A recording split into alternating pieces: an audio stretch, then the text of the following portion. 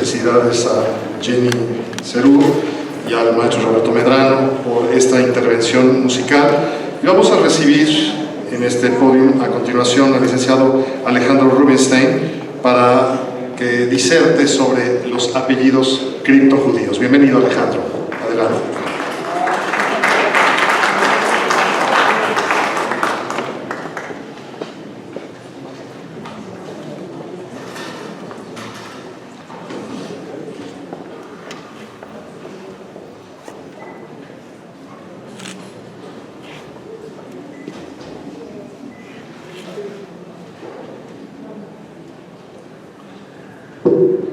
Vuestras excelencias, público en general, esta tarde vamos a hablar sobre los apellidos criptojudíos, el caso de las familias de la Caballería, Cota y Arias Dávila. ¿Existe tal concepto como apellidos judíos? Si la respuesta es negativa, ¿por qué los judíos emplean fórmulas exclusivas que les identifican? Si la respuesta es positiva, ¿qué hace que un apellido sea judío? Las preguntas demandan respuesta y ese es el motivo de nuestra charla esta ocasión. Acudamos a la historia, ya que ella proporciona el testimonio que le da solidez a nuestra información. La más antigua fórmula de apelativos familiares en el judaísmo la encontramos en el empleo de los vocablos ben, bar e ibn, que son los elementos de conexión entre dos nombres propios y que relacionan al hijo con el padre. La diferencia de las voces deriva de que provienen del hebreo, del arameo y del árabe. Entonces, ¿sí hay apellidos judíos? La respuesta a la pregunta se antoja aún precipitada. La concesión entre dos nombres propios con el elemento de unión estudiado constituye meramente una patronimia, o nombre que denota pertenencia con un padre determinado, pero a fin de cuentas es un comienzo que puede llegar a conducirnos a la anhelada conclusión de que sí existen los apellidos judíos. Más adelante, en el devenir de la humanidad, se iniciaron a sofisticar las maneras de identificación entre los particulares, creándose vocablos topónimos, del griego topos, que indica lugar, y onomá, que es el nombre, ocupacionales, derivados de la naturaleza, propiamente onomásticos, característicos, cualitativos, numerológicos, de colores, denigrantes, gentilicios, de la geografía mayor y varias otras clasificaciones y subclasificaciones. Y es que la humanidad, cumpliendo el mandamiento divino, creció y se multiplicó por cuanta tierra cógnita e incógnita hubiese, y ello obligó que la multiplicidad de nombres cayera en repetición, al grado de que ya era casi imposible identificar a fulano de tal, quien se llamaba exactamente igual que fulano de tal. Y a todo esto, ¿los judíos también tenían el mismo predicamento? Por supuesto que sí. Más aún con la costumbre del Medio Oriente, en donde la repetición de nombres es muy común hasta nuestros días, como muestra de respeto y honor al patriarca de cada clan, figura a la cual hemos convenido en llamar familia. Sin embargo, el versículo «Y seréis para mí un reino de sacerdotes y un pueblo especial», que se encuentra consignado en el libro de Éxodo o Shmot, en el capítulo 19, versículo 6, abre un verdadero parteaguas en la onomástica judía, ya que convoca al conjunto a ser un pueblo distinto, a no procurar costumbres ajenas, entre las cuales el apellido forma una parte central de sus vidas. Pero entonces, ¿cómo resolver el que el pueblo judío, quien ha forjado gran parte de su vida en la diáspora, pueda convivir con otros pueblos receptores, quien hacen del apellido un uso común?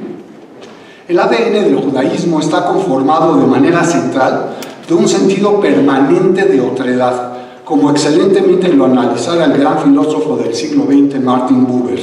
Somos otros, comemos otro, vestimos otro, hablamos otro, rezamos otro y, claro está, nos llamamos de otra manera. Por ello, es solo hasta la era de la Alta Edad Media en la que los judíos hispanos inician la aplicación de grafías nominativas familiares que nuevamente, con nuestra proverbial necedad, principalmente acuñan patronías. ¿Cuál es la razón? Pues básicamente es política. Resulta que nos encontramos en una España que está en proceso de reconquista, de abandono de las costumbres árabes y mozárabes, que en mucho eran las mismas que las de los judíos. Si bien los musulmanes se disponían, no de manera voluntaria, a retirarse de la península ibérica, los judíos permanecerían en la misma unos siglos más, por lo que la integración se antojaba como un elemento necesario de paz social. Lo que empezó casi como un juego se tornó en una costumbre de asimilación. Muchos de los judíos piadosos, tal vez la gran mayoría, se aferraban a las antiguas costumbres y signaban los documentos y transacciones civiles y mercantiles con sus nombres hebreos, de manera patronímica, con algunos casos excepcionales de toponimias, pero eso sí, con hebraísmos. Tal es el caso, a guisa de ejemplo, de Yehoshua Alorquí, que cambia al español a ser Yehoshua de Yorca o Lorca. Sin embargo, en el transcurso del desarrollo de la Baja Edad Media, el requerimiento práctico de adopción de nombres comunes se debió principalmente por el inicio de las revueltas antisemitas incitadas de cruenta manera por Ferrán Martínez, quien siendo arcediano de Écija, sublevó al pueblo sevillano en contra de los pobladores judíos en 1391. Después de tal infausto incidente, la plaga antisemita se extendió a Murcia, a Valencia, a múltiples poblaciones de los reinos de Aragón y Castilla, hasta lograr posicionarse inclusive en las Islas Baleares. Por ello, la cruel persecución de los judíos alcanzó una relación radicalmente modificada con sus congéneres que se ostentaban como nobles, eclesiásticos y pueblo en general. Más allá de las persecuciones y pogromos, los judíos sufrieron el establecimiento de la figura de la limpieza de sangre, concepto que a partir de 1449 excluía a los judíos de la posibilidad de ocupar un puesto público y que perduró hasta 1867. Para evitar ser identificados como un pueblo distinto, muchos judíos se inclinaron por hacer suyos nombres típicamente cristianos, para, ante las presiones de la incipiente Inquisición instalada en 1478, proceder a la conversión forzada por las circunstancias y por las amenazas abiertas de despojo, tortura y quema en vivo en las pilas de plazas públicas. El endurecimiento de las penas por no conversión fueron directamente proporcionales con la efectividad de la Iglesia en cumplir su cometido. Expropiación, desolación y miedo fueron el caldo de cultivo para un aceleramiento en el proceso de conversión y de adopción de nombres que al paso del tiempo habrían de ser considerados como criptojudíos, pero nada más erróneo, ya que fueron conversos con fe plena, como es el caso de Fray Alonso de Espina o de Alonso de Cartagena, quien a sazón fue el obispo de Burgos y representó a la Iglesia Católica en el Concilio de Basilea. No excluyamos a Alfonso de Burgos, Juan de Valladolid, Pedro de Cartagena, Fray Alonso de Oropesa, Alvar García de Santa María o a los obispos Gonzalo y Alfonso de Santa María, quienes en conjunción con muchos más fueron genuinamente conversos. Los términos marrano y converso se aplicaron en España y Portugal a los descendientes de judíos bautizados sospechosos de adhesión secreta al judaísmo. Converso, vocablo que proviene del latín conversus, significa literalmente el convertido. Se han sugerido varios orígenes para el término marrano, que incluyen el marit'ain hebreo, la apariencia maligna del ojo ajeno, refiriéndose al hecho de que los marranos eran ostensiblemente cristianos, pero en realidad judíos. Moharam ata, que es eres excomulgado, en una conjunción del árabe y el hebreo. En el arameo hebreo, los vocablos mar anus, que significa un converso forzado. El mumar, vocablo hebreo que indica apóstata, con el sufijo ano en español. El muraín árabe, que significa hipócrita, y el anatema de imprecación eclesiástica consignado en la primera epístola a los Corintios, en la cual San Pablo dice: si un hombre no ama a nuestro Señor, sea anatema, maranata. Todas estas derivaciones, sin embargo, son poco sustentables. El más probable es el que proviene de la palabra español que significa cerdo, derivado de verres, que en latín es jabalí. Aunque romántico y considerado por los judíos posteriores como una insignia de honor, el término no fue tan ampliamente utilizado, especialmente en los círculos oficiales, como a menudo se cree. En América Latina, por regla general, no se encuentra en los documentos oficiales y hay poca evidencia de su uso no oficial en la mayoría de los lugares. No está claro si los antiguos cristianos solamente o los judíos practicantes en secreto también se llamaban a sí mismos marrano. Cristianos nuevos es un término aplicado específicamente a 3 grupos de conversos judíos al cristianismo y sus descendientes en la península ibérica. El primer grupo se convirtió a raíz de las masacres en España en 1391 y del fervor proselitista de las décadas siguientes. El segundo, también en España, fue bautizado tras el decreto de Fernando e Isabel en 1492, expulsando a todos los judíos que se negaron a aceptar el cristianismo. El tercer grupo, en Portugal, fue convertido por la fuerza y el decreto real en 1497. Al igual que la palabra conversos, pero a diferencia de marranos, el término nuevo cristiano no llevaba ninguna connotación peyorativa intrínseca, pero con el creciente poder de la Inquisición y el crecimiento del concepto de limpieza de sangre, el nombre indicaba las vicisitudes que inevitablemente pasarían a quienes no la tuvieran. Los verdaderamente criptojudíos entonces son aquellos a los que se les impuso el terrible epíteto de marranos, siendo cristianos nuevos, que según mi opinión fueron así nombrados por la sencilla razón de que no comían puerco. De esta manera, aplicando la lógica perversa de que un perro no come a otro perro, si el judío no come puerco, entonces el silogismo conduce a que un puerco no come puerco, o a la usanza de la antigua España, chancho no come chancho, marrano no come marrano. Importantes personas hicieron fila de esta categoría, entre los cuales he de citar a Fray Hernando de Talavera, Luis de Santander, quien fuese canciller del reino que ayudó a Colón con su propio peculio y que también fue tesorero de Aragón, Gabriel Sánchez, el chambelán Juan Cabrera, el cartógrafo mallorquín Abraham Cresques y el insigne poeta Fray Luis de León, quien fue penitenciado por el mal llamado Santo Oficio.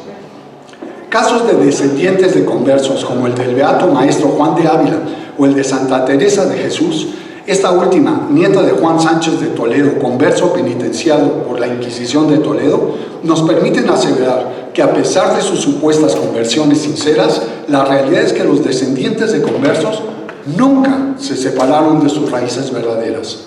De esta manera, con la sola mención de los nombres anteriores, podemos estar ciertos de que los apellidos de uso español y hasta los oficios dentro de la estructura de la Iglesia no necesariamente conducen a que concluyamos que tal o cual apellido son genuinamente sefardíes, a pesar de su uso común en España.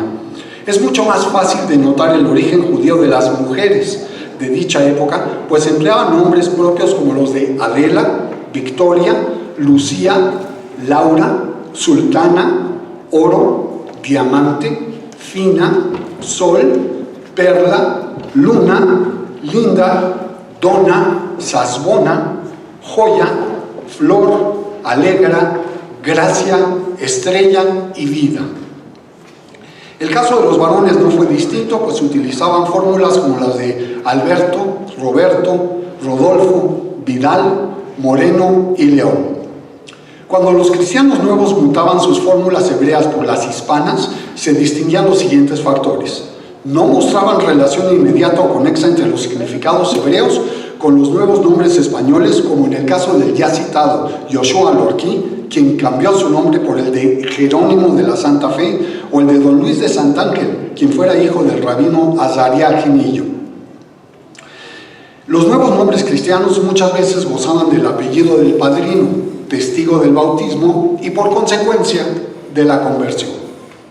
Esta última observación adquiere relevancia, pues la posible identificación de una persona con su nombre hispano dista mucho de un posible nexo idiomático que auxilie tanto a historiadores como a genealogistas a realizar investigaciones, por lo que ya en América y en específico en la entonces Nueva España, cuando leemos entre los autos de la fe del Tribunal de la Inquisición establecido en Tacubaya, en donde se ejecutan por judaizantes a Blanca Rivera y su hija Violenta, Beatriz Rodríguez Suárez, Isabel Elena de Silva, Justa Méndez, Manuel Acosta, Sebastián Cardoso, Rebeca Blanco, David y Abraham Almendros, nos percatamos que gozan de la curiosa peculiaridad de que todos eran parte de la familia de Jacobo Alcántara, pero nadie gozaba de tal nombre de familia.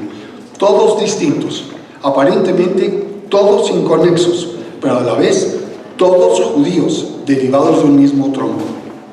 En cuanto al caso de los tres apellidos que exploraremos esta ocasión, el linaje hebraico de la familia de la caballería y de su variante de la caballería con V, según el Libro Verde de Aragón y otros documentos, son analizados gracias al genio de Manuel Serrano y Sanz, indicando que poquísimas familias judías hubo en España durante los siglos XIII y XIV, tan opulentas como la que siempre tuvo por apellido la caballería, y que aún después de pasar al cristianismo en los comienzos del siglo XV, lo conservó con orgullo, lejos de derramarse sus individuos por otras ciudades o villas de Aragón, como los de Sant'Ángel. Los de la caballería vivieron siempre en Zaragoza, salvo aquellos que, cual Alfonso de la Caballería, quien fuese vicecanciller del rey católico, hubieron de residir en la corte.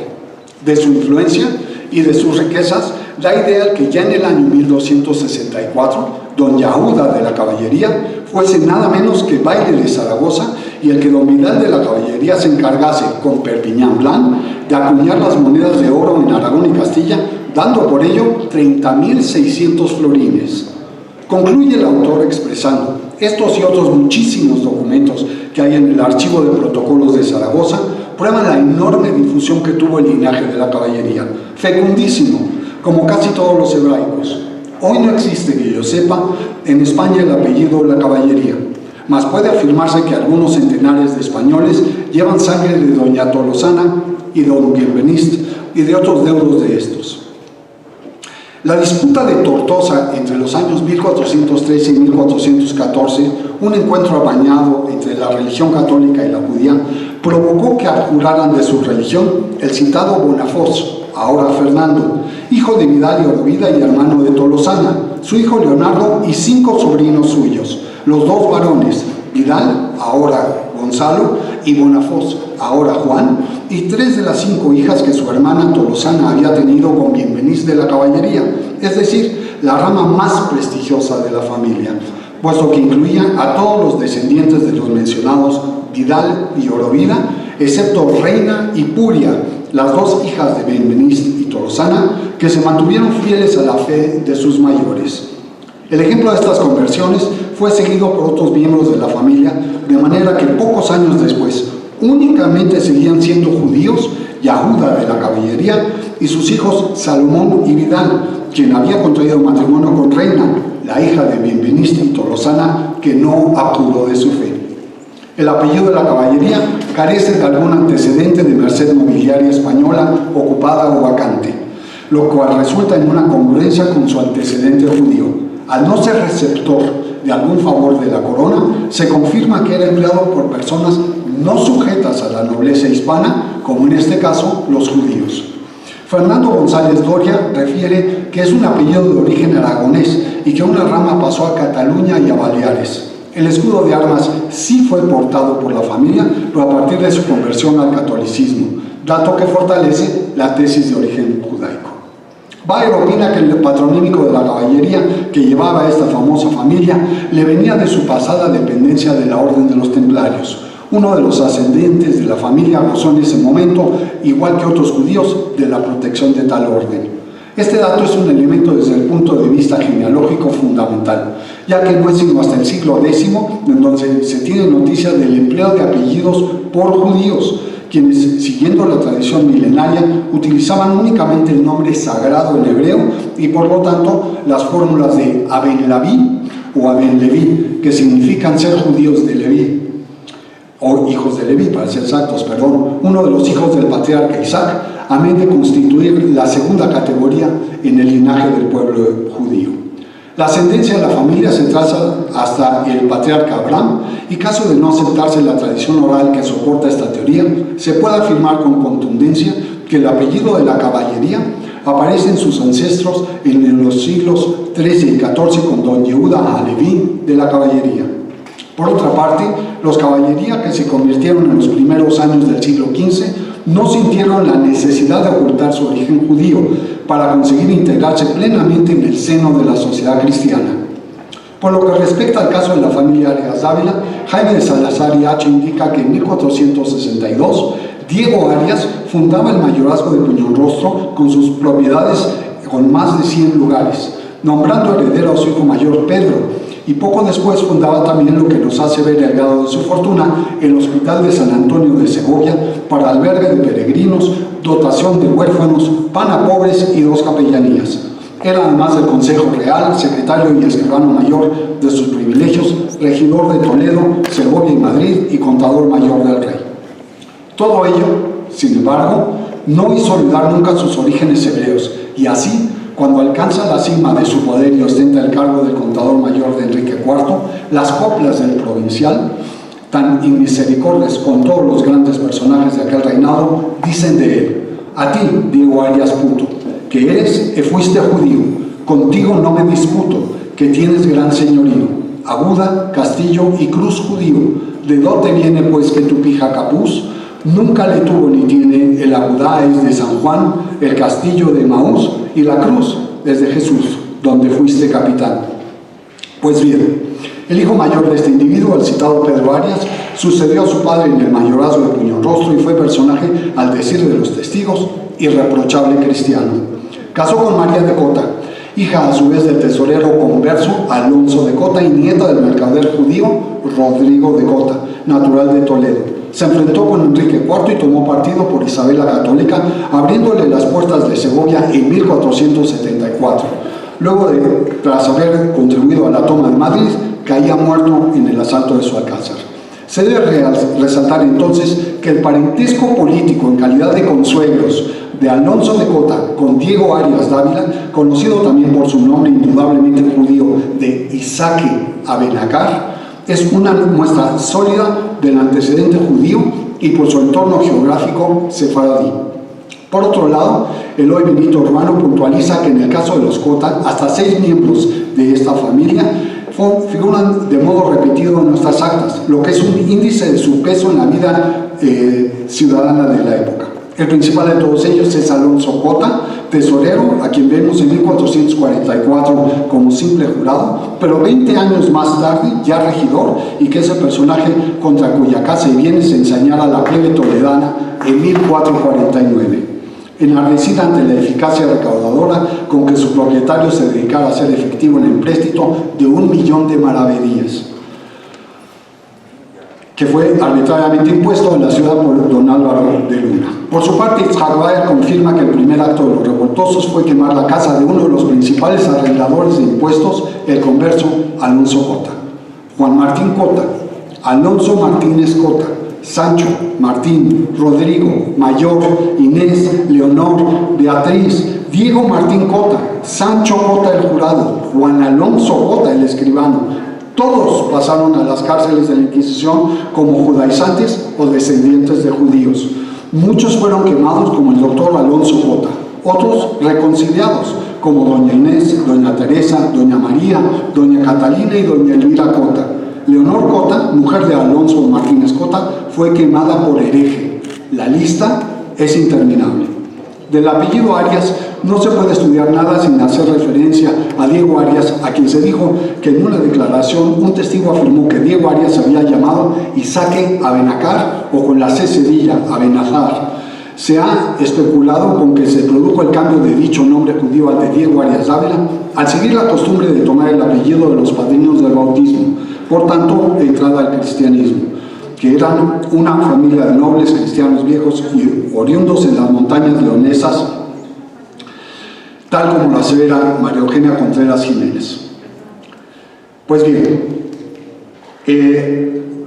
del apellido Dávila, les ruego un par de minutos más y concluimos. Del apellido Dávila podemos advertir la síncopa de la letra E en el prefijo ya comentado de, para conformar una conjunción que se torna en un neologismo familiar, pues la forma arcaica antigua pero aceptada es la de Ávila. Si bien los Arias y los Dávila pueden presumir de escudo de armas, no es posible expresarlo del apellido compuesto Arias Dávila, pues desde que fuese acuñado fue considerado como de cristianos nuevos o de judíos conversos. Su uso por el pueblo hebreo tiene acreditado más de 500 años, siendo que se encuentra enlistado en los procesos de Inquisición de México y se puede reputar que judíos lo portan o han portado en los más variados lugares del planeta, al igual que de la familia Dávila. Concluyo dando lectura a un poema de Abraham Ibn Ezra, quien con profética voz expresó en el siglo XII, a 350 años de la infame expulsión: lloro como un avestruz por Lucena. Sus restos permanecieron inocentes y seguros, inalterados durante un milenio, hasta que llegó su día y sus gentes se exiliaron, y ella enviudó. Me afeitaré la cabeza y lloraré amargamente por los exiliados de Sevilla, por sus nobles hombres que fueron muertos y esclavizados sus hijos, por sus refinadas hijas convertidas a una fe extranjera. ¡Ay, la abandonada ciudad de Córdoba! Su ruina, tan vasta como el mar. Sus sabios y hombres cultos perecieron de hambre y sed. No quedó un solo judío en Jaén o Almería. Mallorca y Málaga luchan por sobrevivir. Los judíos que permanecen allí son una herida golpeada y sangrante. Por esto me lamento y aprendo una letanía y entono una amarga queja. Desde mi tristeza alzo un grito: se han desvanecido con el agua. Gracias.